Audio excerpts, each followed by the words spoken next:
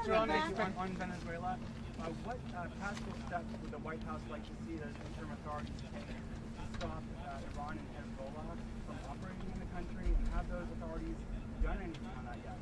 I think right now the main correspondence with the interim authorities is really focused on obviously ensuring stability and prosperity and continued cooperation with respect to energy. As you all know, there was a very powerful and big group of oil executives who were here at the White House on Friday, and so continuing to iron out some of these energy deals.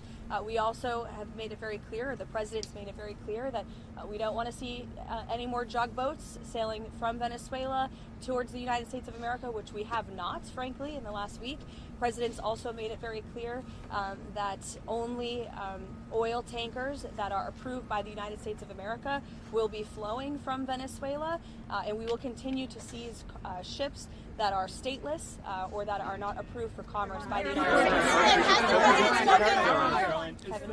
Back to Iran, is the objective in these discussions with Iran still complete denuclearization, or what else is the president looking for as he, engages in these discussions? Well, he's made it quite clear he certainly doesn't want to see people being killed in the streets of Tehran, and unfortunately that's something we're seeing right now.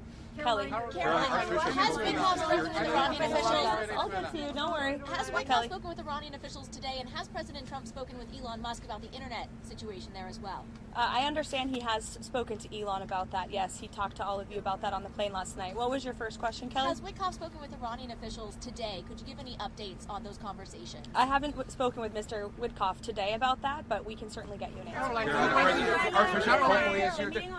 President Trump is meeting with Archbishop Copley. Great interest to you, I'm sure. Absolutely, and they may be speaking as we're speaking. Can you give us a preview of what they'll be talking about, or will there be a readout as well after they're done of what they discuss? I can see if the president will provide you a readout. How's that? Yep, sounds good. And also, President Trump, has he seen the video put out by Jerome Powell on Sunday?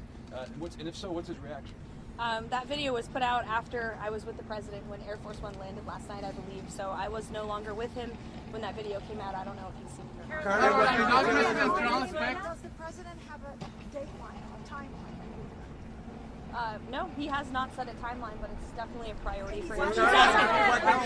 She's asking about Greenland, and I think the president was very clear last night. He said that he wants to see the United States acquire Greenland because he feels that if we do not, then it will eventually be acquired or even perhaps hostily taken over by either China or Russia, which is not a good thing for the United States or for Europe or for Greenland as well. Let's not forget, it would not just be in the best interest of the United States, but perhaps it would be in the best interest of Greenland as well to be part of the United States and protected by the United States. I can't even finish my answer. Everybody's screaming. Go ahead, Monica. What did the president mean the last night when he said that Iran had called to negotiate and that there may be a meeting that is set up? I mean, what else do you want me to explain by that? Who called and who would be a part of that? There was an official from the Iranian government, I believe it was reported earlier, that reached out to a member of the president's very close team, Special Envoy Witkoff, expressing a far different tone than what you're seeing publicly. About the meeting on Thursday, Secretary Kristi Noem has been front and center in response to this ICE video. Is the president satisfied with her efforts there and all of her media interviews? Yes, 100%. President Trump and I actually spoke about this last night and how Secretary Noem is doing a phenomenal job, not just securing the border, which she and the president did together in record time, but also in defense of the brave men and women of ICE,